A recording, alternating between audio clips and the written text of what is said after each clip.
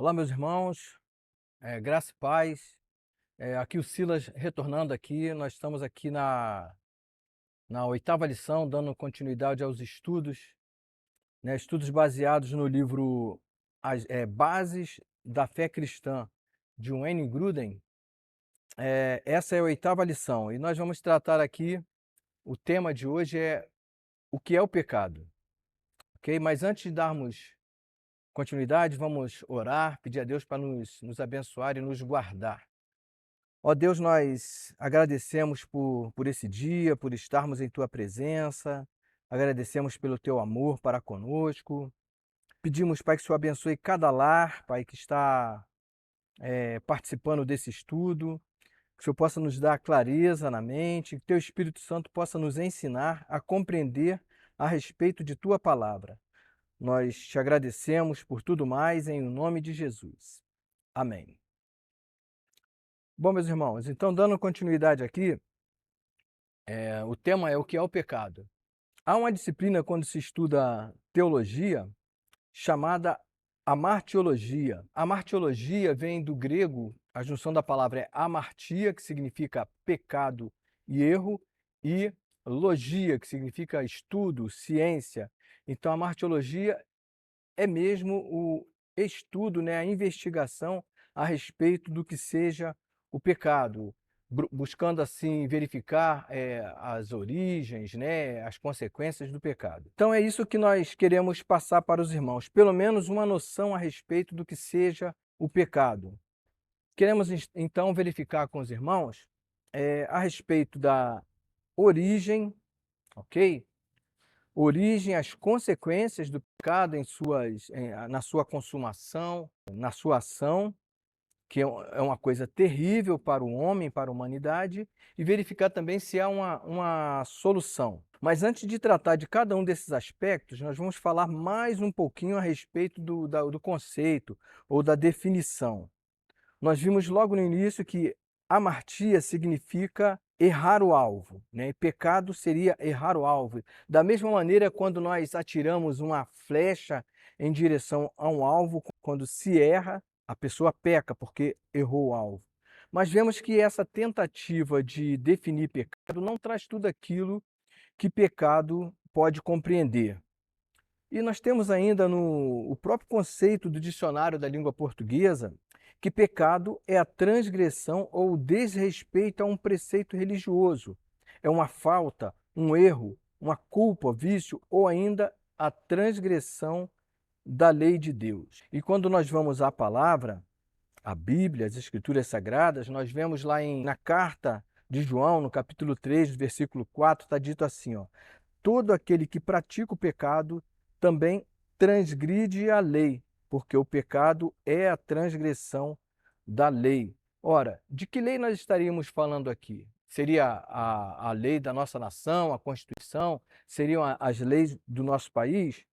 Não, nós estamos falando aqui da lei de Deus, porque pecado é tudo aquilo que transgride a lei de Deus ou a lei moral de Deus, sendo contrário ao seu caráter, seja por atos, atitudes ou decorrente da própria natureza. Bom, desse modo o homem peca tanto ao não fazer o que agrada a Deus, quanto ao fazer aquilo que o desagrada. A doutrina acerca do pecado, ela é bastante exaustiva na Bíblia, tanto no Antigo Testamento quanto no Novo Testamento. Então, a seguir, nós veremos o que as Escrituras dizem sobre o que é o pecado, qual o seu significado e tudo aquilo que o pecado envolve. Primeiramente, vamos falar a respeito da sua origem. De onde vem o pecado? De onde procede o pecado? O que a Bíblia diz sobre o pecado? A Bíblia diz que o pecado e deliberada revolta contra o próprio Deus, que naturalmente resulta na transgressão da sua lei. Ao mesmo tempo em que as Escrituras revelam explicitamente essa verdade, elas também expõem de forma clara qual é o padrão correto contra o qual os homens deliberadamente transgridem, bem como não deixa qualquer dúvida com relação à responsabilidade do próprio homem nessa transgressão. A Bíblia também diz que o pecado entrou na humanidade na queda do homem, lá no Éden, quando Adão e Eva livremente, atenção à palavra livremente, resolveram pecar contra o Senhor. Então, a partir dali, o pecado contaminou a natureza humana de tal forma que fez com que o homem se encontrasse num pleno estado de depravação, incapaz de por si mesmo, de por si só, se livrar do pecado e fazer o bem em relação a Deus. Vemos lá o que está escrito em Gênesis, no capítulo 1, nos versículos 26 e 27, falando sobre o relato da criação do homem. Também disse Deus, é o versículo 26. Também disse Deus: façamos o homem à nossa imagem, conforme a nossa semelhança, tenha ele domínio sobre os peixes do mar, sobre as aves do céu, sobre os animais domésticos, sobre toda a terra e sobre todos os répteis que rastejam pela terra. Criou Deus, pois, o homem à sua imagem, a imagem de Deus o criou, homem e mulher os criou. E vemos logo em seguida, no capítulo 2 de Gênesis, nos versículos 15 a 17, que foi dada uma ordem ao homem. Havia, portanto, um mandamento, havia uma lei. E diz assim o versículo: tomou, pois, o Senhor Deus o homem e o colocou no jardim do Éden para o cultivar e o guardar. Há um detalhe aqui que é interessante, é que há pessoas que pensam que o trabalho veio em decorrência do pecado do homem. E a Bíblia nos mostra que não, porque já havia trabalho mesmo antes da queda, que uma das atribuições ou responsabilidades do homem era justamente o cultivar o jardim e guardar o jardim. E vemos também aqui um aspecto interessante, já da responsabilidade do homem, né, que é em relação à provisão e em relação à proteção. Voltando ao versículo 16, e o homem e o Senhor Deus lhe deu esta ordem. Portanto, aqui está a ordem, né? De toda a árvore do jardim comerás livremente. Havia, portanto, liberdade para o homem, liberdade total. Mas da árvore do conhecimento do bem e do mal não comerás, porque no dia em que dela comeres, certamente morrerás. Então, portanto, havia um mandamento, havia uma ordem e havia uma consequência, uma sanção pela quebra, pela desobediência a essa ordem. Então, o homem foi criado como um ser moral, ou seja, com capacidade de decidir. E muitos no corpo de Cristo chamam essa capacidade de livre arbítrio. Bem, aqui eu pontuo que há uma divergência de posicionamento teológico a respeito dessa questão em relação ao livre-arbítrio, mas não é o foco dessa lição aqui, desse estudo, ok? Só para os irmãos ficarem conscientes disso. Decidiu então o homem pela desobediência e no sentido contrário daquilo que Deus tinha dito.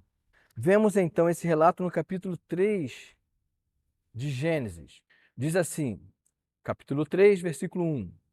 Mas a serpente, sagaz que todos os animais selváticos que o Senhor Deus tinha feito, disse à mulher: é assim que Deus disse: não comereis de toda a árvore do jardim? Percebemos aqui já a serpente, Satanás, a antiga serpente, já lançando dúvida em relação ao que Deus disse, em relação à palavra de Deus. E respondeu então a mulher: ó, do fruto das árvores do jardim podemos comer, mas do fruto da árvore que está no meio do jardim, que era a árvore do conhecimento do bem e do mal, disse Deus: dele não comereis.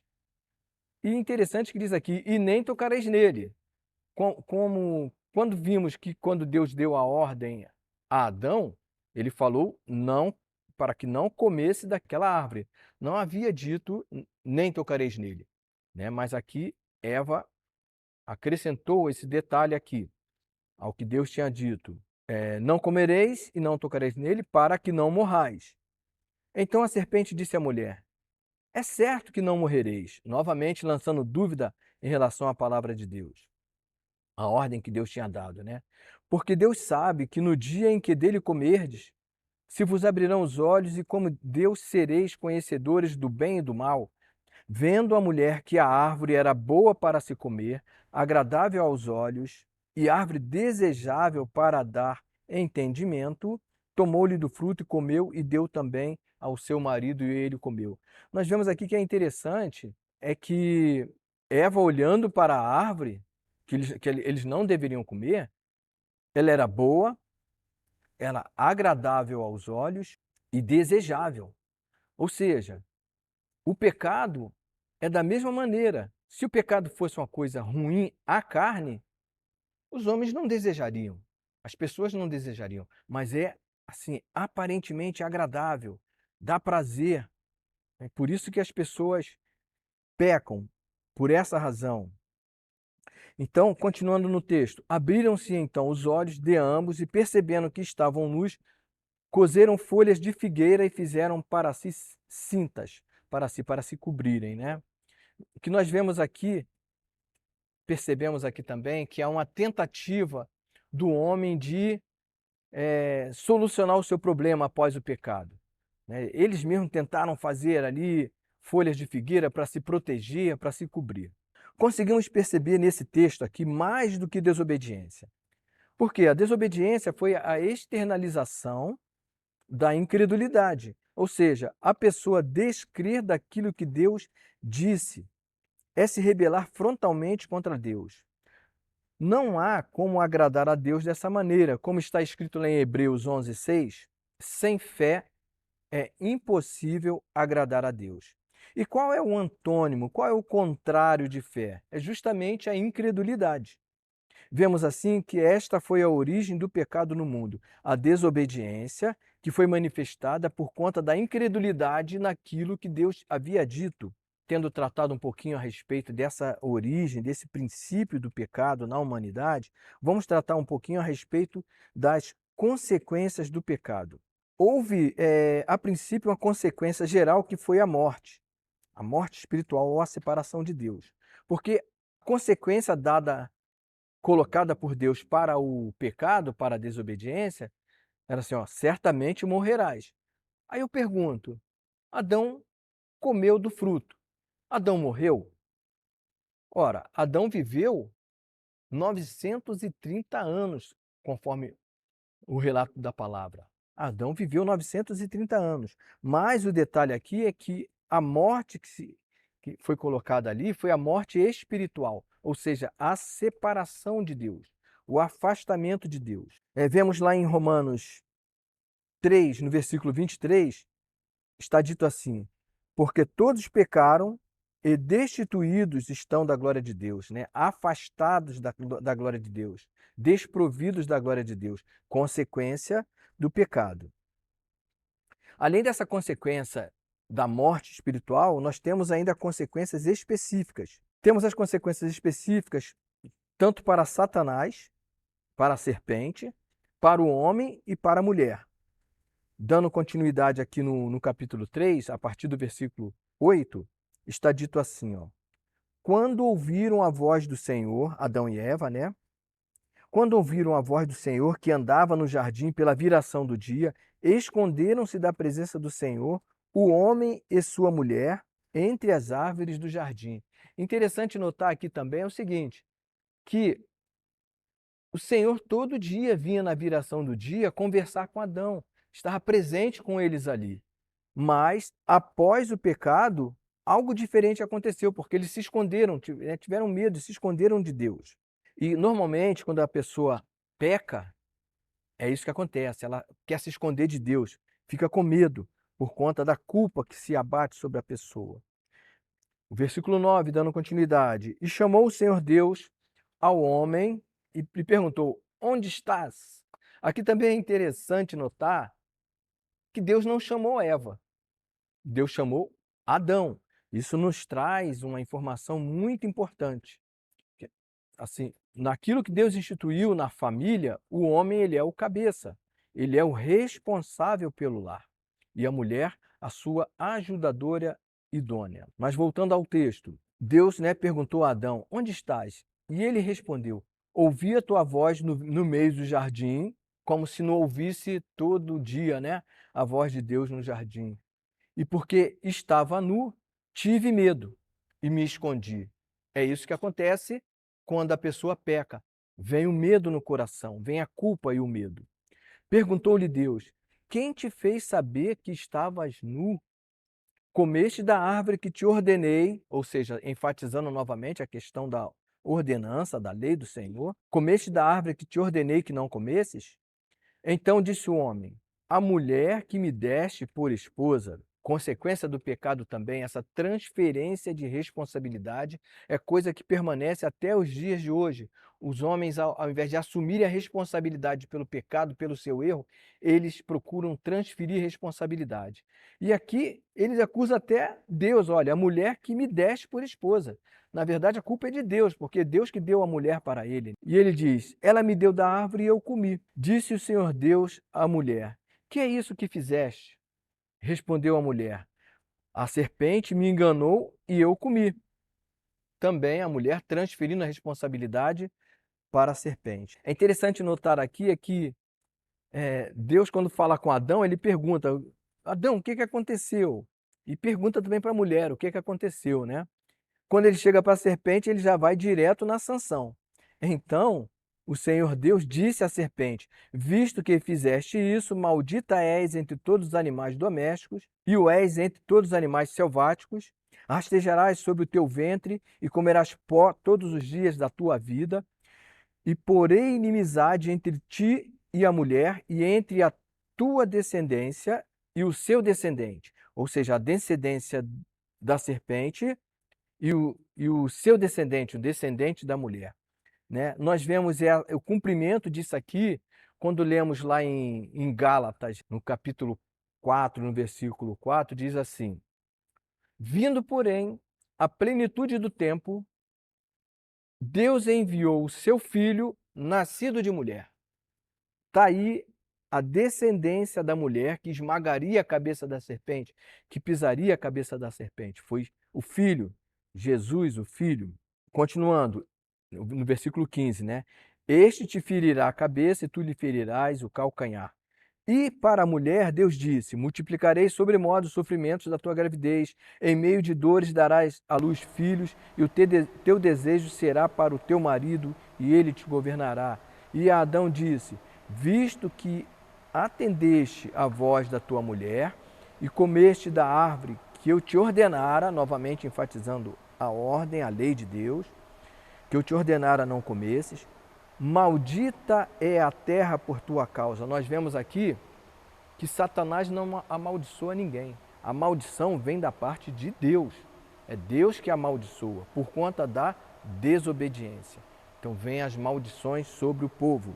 Então maldita é a terra por tua causa. Em fadigas obterás dela o sustento durante os dias da tua vida. Ela produzirá também cardos e abrolhos. Né? Palavra interessante, cardos e abrolhos, para que os irmãos saibam. Isso aí são vegetação, são plantas cheias de espinhos. E tu comerás a erva do campo, no suor do seu rosto comerás o teu pão, até que tornes a terra, pois dela foste formado, porque tu és pó e ao pó tornarás. E deu ao homem o nome de Eva, a sua mulher, por ser a mãe de todos os seres humanos. Fez o Senhor Deus vestimenta de peles para Adão e sua mulher, e os vestiu. Isso aqui também é interessante. Por conta do pecado de Adão, alguém teve que morrer de uma forma substitutiva. Para Deus proteger Adão, proteger o homem, coroa da criação, Deus teve que sacrificar animais, mas para que protegesse o homem. Vemos então que o Senhor Deus aplicou as consequências para todos os entes envolvidos no fato. Mas além dessas consequências específicas para o homem e para a mulher, houve ainda a morte. Lembram do que Deus havia estabelecido como consequência? Certamente morrerás. Ou seja, o homem, o ser humano, morreu espiritualmente. Houve uma separação de Deus. No final das contas, o que houve mesmo foi uma mudança de natureza. Isso é o que chamamos de pecado original. Essa mudança de natureza, o homem morreu espiritualmente, né? A título de curiosidade, só colocando aqui para os irmãos, é interessante notar aqui que o pecado entrou no mundo, né, através de Adão. Mas olha que detalhe interessante, Satanás e seus anjos já haviam pecado antes. Nós comentamos isso aí quando nós tratamos lá na lição número 4, quando falamos da criação, ok? Retomando aqui, em outras palavras, após o pecado ter entrado no mundo por conta de sua natureza, né, modificada, todas as faculdades do homem, incluindo as suas decisões, desejos e vontades, estão todas inclinadas para o mal. É interessante que as pessoas, já ouvi muitas pessoas falando isso, né, que o homem ele é um ser bom, né, o homem nasce bom, ele é influenciado assim pelo ambiente, pelos sistemas desse mundo, influencia o homem. Mas, meu irmão, se você pensa dessa maneira, você está pensando de uma maneira contrária àquilo que diz a palavra. Porque olha o que diz aqui no Salmo 14, por exemplo. Diz o insensato no seu coração, não há Deus. Corrompem-se e praticam abominação, já não há quem faça o bem. Do céu olha o Senhor para os filhos dos homens, para ver se há quem entenda, se há quem busque a Deus. Todos se extraviaram e juntamente se corromperam. Não há quem faça o bem, não há um sequer. Não há um sequer. Ok? E ainda em Romanos 3, do versículo 10 a 12, diz assim, ó, como está escrito, não há um justo, nenhum sequer, não há ninguém que entenda, não há ninguém que busque a Deus, todos se extraviaram e juntamente se fizeram inúteis. Não há quem faça o bem, não há nenhum só. Assim, não há um ser humano sequer que não possua uma natureza decaída, né? Depravada, pois todos já nascem nesse estado de pecado. Esse estado, essa condição de pecador, que é chamado de pecado original, não ocorre por imitação ou influência externa, mas é derivado da raiz da raça humana, ou seja, do pecado de Adão, assim, o pecado de Adão, de toda a humanidade, e assim todos os homens já nascem com essa natureza depravada, corrupta e corrompida, ou seja, isso é uma herança, é hereditário. Era pecador por natureza por conta de Adão. Nós vemos, por exemplo, lá em Romanos, no capítulo 5, versículo 12. Pelo que, como por um homem entrou o pecado no mundo, e pelo pecado a morte, assim também a morte passou a todos os homens. Ou seja, há uma herança nisso aí. Por isso todos pecaram. Como foi dito lá em Romanos 3, 23, pois todos pecaram e carecem da glória de Deus. Isso aqui não é o pecado por conta de atitudes ou atos, mas por conta da própria natureza depravada do homem, porque ele já nasceu em pecado. Vejamos mais um pouco ainda como o pecado nos afeta. Voltemos agora o olhar para as punições e as consequências do pecado. Assim, o caráter santo de Deus exige que também sejamos santos, né, nós, em nossa maneira de viver, no nosso procedimento. Vemos isso nos seguintes textos.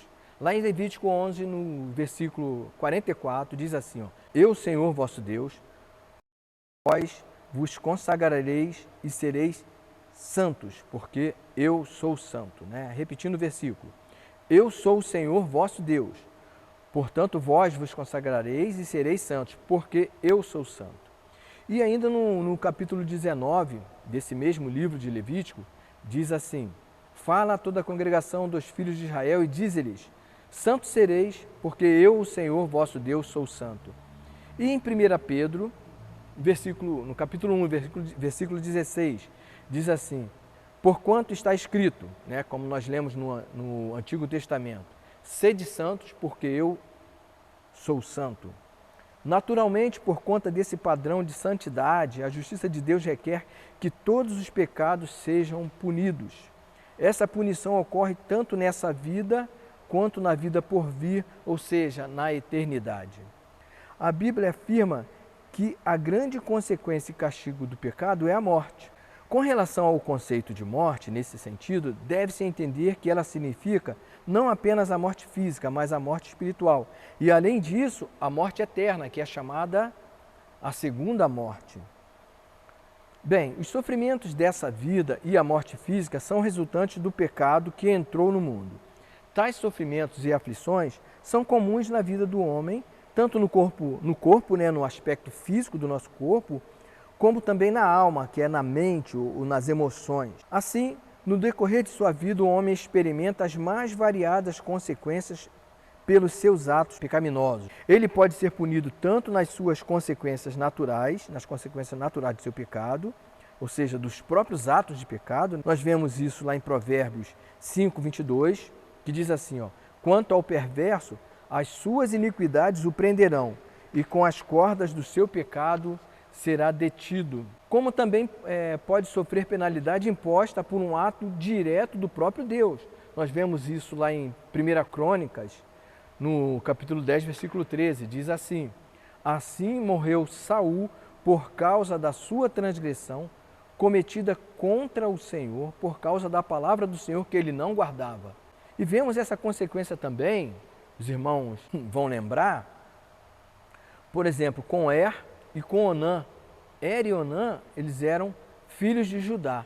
Por conta da maldade deles, a palavra diz que o Senhor os matou por conta da sua maldade. Ora, isso era no Velho Testamento.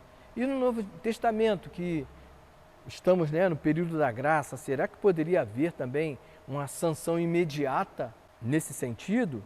Nós podemos ver em Atos, né, Atos dos Apóstolos, no capítulo 5, aquele episódio lá de Ananias e Safira, por conta de uma mentira ao Espírito Santo, um pecado, eles expiraram ali mesmo, na hora. A razão disso eu não sei explicar, mas houve uma sanção imediata, uma sanção imediata por conta do pecado. Bem, dando continuidade, no final da vida do homem ocorre também a separação do corpo e da alma, ou seja, a morte física propriamente dita. E a Bíblia afirma claramente que esse é o fim, tanto da consequência como penalidade pelo pecado. Lá em Gênesis 3, no versículo 19, diz assim: no suor do rosto comerás o teu pão, até que tornes a terra, pois dela foste formado, porque tu és pó, e ao pó tornarás. E ainda em Romanos 5, no versículo 12: portanto, assim como por um só homem entrou o pecado no mundo, e pelo pecado a morte, assim também a morte passou a todos os homens, porque todos pecaram. Falemos então agora, meus irmãos, da morte espiritual, da morte eterna, ou seja, a segunda morte. A morte espiritual significa basicamente a separação de Deus. Ou seja, isso ocorreu na queda, com o pecado de Adão e tornou-se a condição de todo ser humano, se não houver, em relação ao ser humano, um novo nascimento. Ou seja, quem não nasceu de novo está morto espiritualmente. Veja o que o texto diz em Efésios 2, no versículo 1.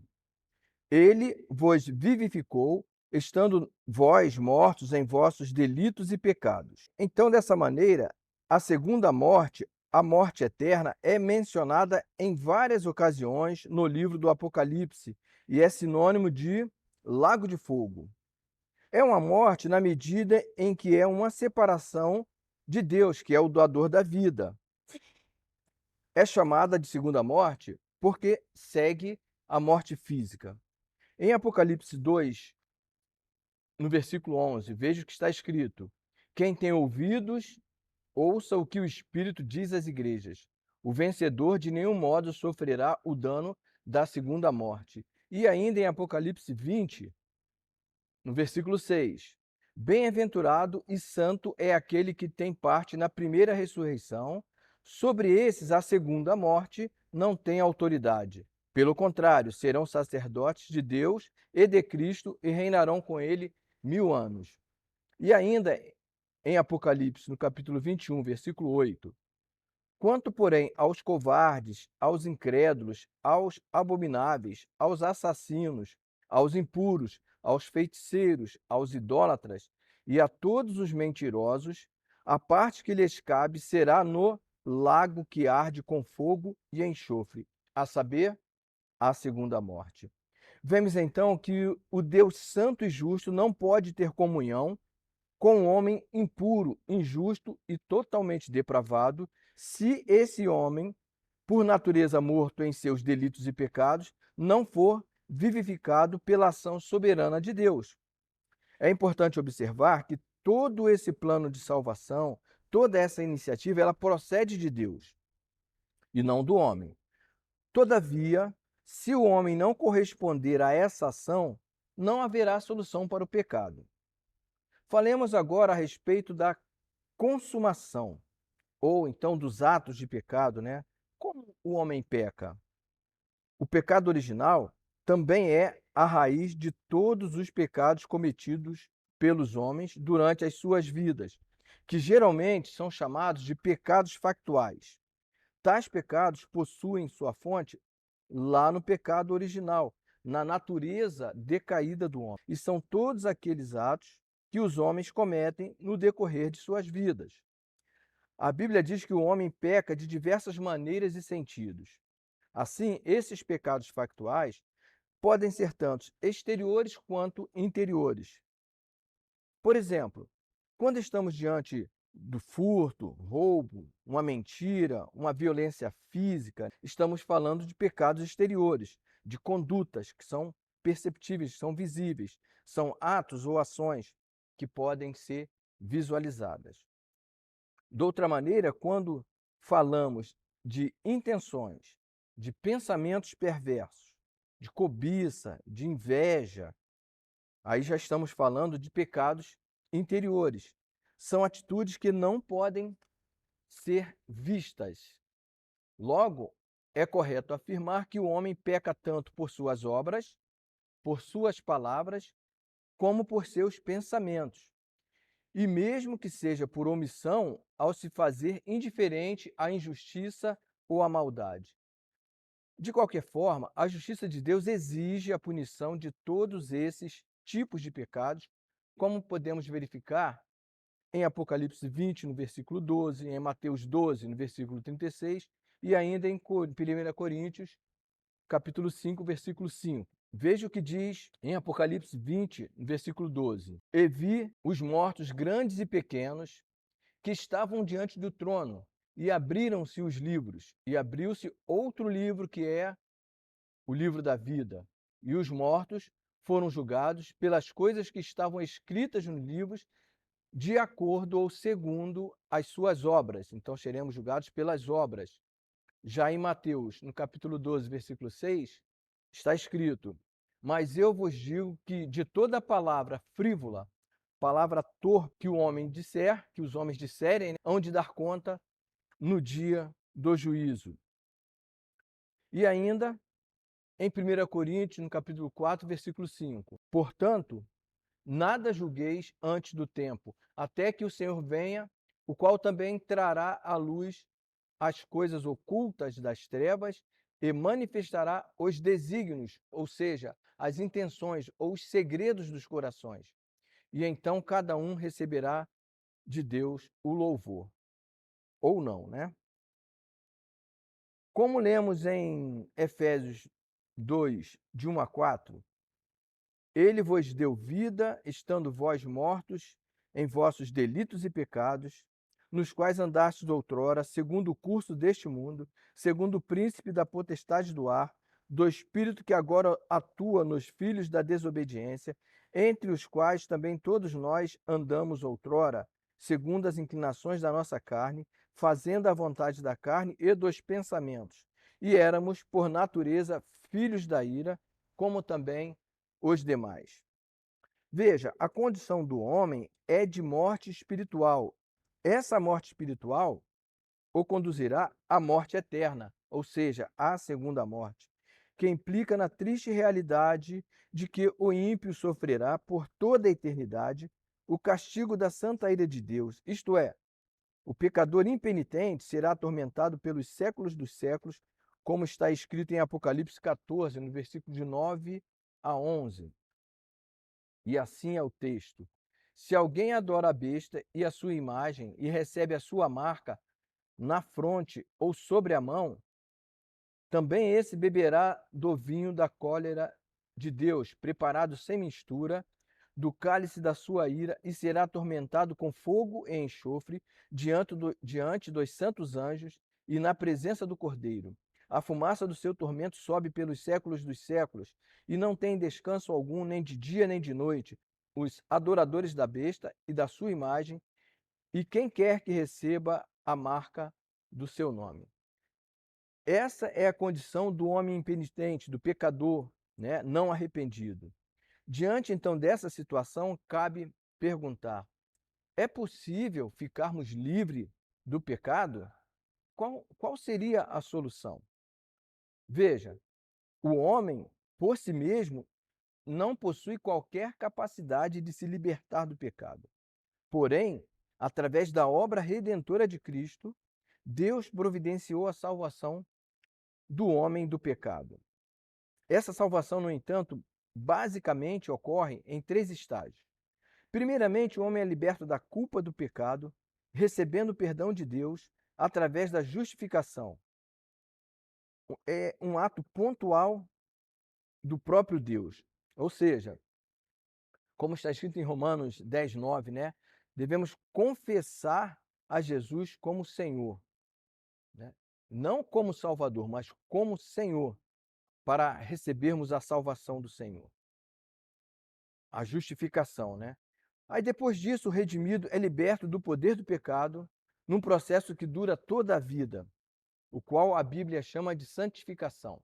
Então, a partir do momento que o homem, pela fé, né, ele se arrepende de seus pecados, reconhece-se como pecador, se arrepende dos seus pecados, né, e crê em Deus, e não apenas crê, né, o confessa como Salvador? Não, ele o confessa como Senhor de sua vida. Aí ele é justificado pela fé. A partir desse momento começa um processo, uma caminhada de santificação que, e digo aqui que nós somos capacitados pelo Espírito Santo para progredir nessa caminhada, porque um dos objetivos do Espírito Santo é justamente nos transformar à imagem de Jesus Cristo. E esse processo perdura durante a nossa vida aqui na Terra. Esse é o processo de santificação, né? Então, é justificação pela fé, depois santificação, e por fim, o homem é liberto definitivamente da presença do pecado. E isso ocorrerá na glorificação, isto é, na ressurreição por ocasião da volta de Cristo. Assim, o redimido receberá um corpo glorioso, não mais sujeito ao pecado. Veja o que está escrito em 1 Coríntios, capítulo 15, versículo 54. E quando este corpo corruptível se revestir de incorruptibilidade, e o que é mortal se revestir de imortalidade, então se cumprirá a palavra que está escrita: tragada foi a morte pela vitória. Aí nós vemos assim, o resultado total e final sobre o pecado, que é essa restauração de todas as coisas por Jesus Cristo. Portanto, enquanto está vivendo neste mundo, mesmo que seja justificado, o redimido, né, o ser humano redimido ainda está sujeito ao pecado. Veja o que está escrito em 1 João, no capítulo 1, versículos de 8 a 10. Se nós dissermos que não temos pecado nenhum, a nós mesmos nos enganamos, e a verdade não está em nós. Se confessarmos os nossos pecados, ele é fiel e justo para nos perdoar os pecados e nos purificar de toda a injustiça. E se dissermos que não temos cometido pecado, fazemo-lo mentiroso, e a sua palavra não está em nós. Enquanto nós estivermos habitando neste corpo, nosso corpo físico, ainda não glorificado, né, está habitando nessa carne, ainda há uma tendência da carne, um apelo da carne para o pecado. Mas o Espírito Santo em nós nos capacita a vencer o pecado. Não fazer a nossa vontade, mas fazer a vontade do Pai.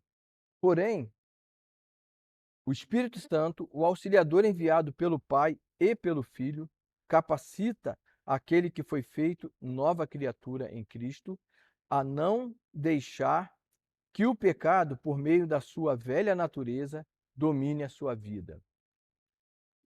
Veja o que está escrito em 1 Coríntios, no capítulo 10, no versículo 13.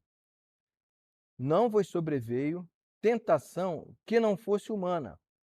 Assim nós vemos que A tentação, ela tem natureza humana, ela não é sobrenatural. Portanto, se eu peco, não tem como eu dizer, né, que: "Ah, eu não consigo não pecar", né, foi mais forte do que eu.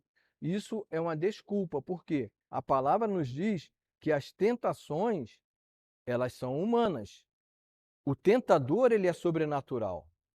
Então ele usa da nossa natureza para que nós cometamos o pecado. Então há como se ver livre do pecado. É a capacitação de Deus em nós. Ainda continuando o versículo, diz assim: "Mas Deus é fiel e não permitirá que sejais tentado além das vossas forças. Pelo contrário, juntamente com a tentação, ele nos proverá livramento, de sorte que a possais suportar." Então, todo pecado que nós cometemos é uma coisa deliberada, da nossa própria natureza. Se nós alimentarmos mais a carne, dermos vazão à carne, nós pecaremos. Se nós alimentarmos o espírito, né, a cada dia, como Jesus fala, né, negar a nós mesmos a cada dia, nós seremos capacitados pelo Senhor a vencer o pecado.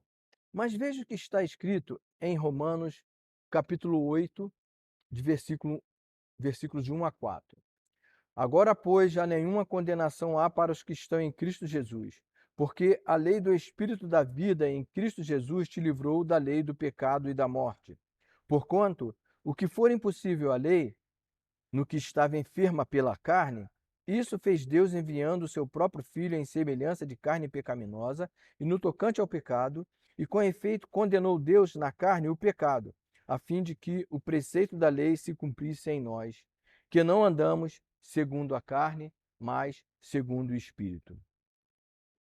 Assim, meus irmãos, é um chamado a nós caminharmos, né, segundo o Espírito, andarmos no Espírito. E esse é o chamado nosso, a caminhar no Espírito. Assim, estes não andam mais segundo a carne e suas obras perversas, mas andam segundo o Espírito, no modo de vida completamente oposto ao pecado, que demonstra o caráter de Cristo através do fruto do Espírito, né, o fruto do Espírito Santo em suas vidas. Assim, meus queridos, nós podemos verificar, ainda que de uma forma assim breve, a origem do pecado, as suas consequências. Tratamos também sobre a consumação e o próprio ato de pecar. E por fim, nós mostramos que há uma solução para o pecado, que é mediante a obra redentora de Cristo Jesus. Então, o que que nós vimos nessa lição? A origem do pecado, as consequências do pecado e a possibilidade de solução para o pecado em nossa vida. Então, encerramos por aqui essa breve, né, palavra, lição a respeito do que é o pecado, né, e nos encontraremos então na próxima lição. Que Deus abençoe você e a sua família e procure a cada dia, né, seguindo assim, a palavra de Cristo, né, para segui-lo, negar-se a si mesmo a cada dia e procurar, tomar a sua cruz e segui-lo. Andemos, pois, então, no Espírito. Deus os abençoe.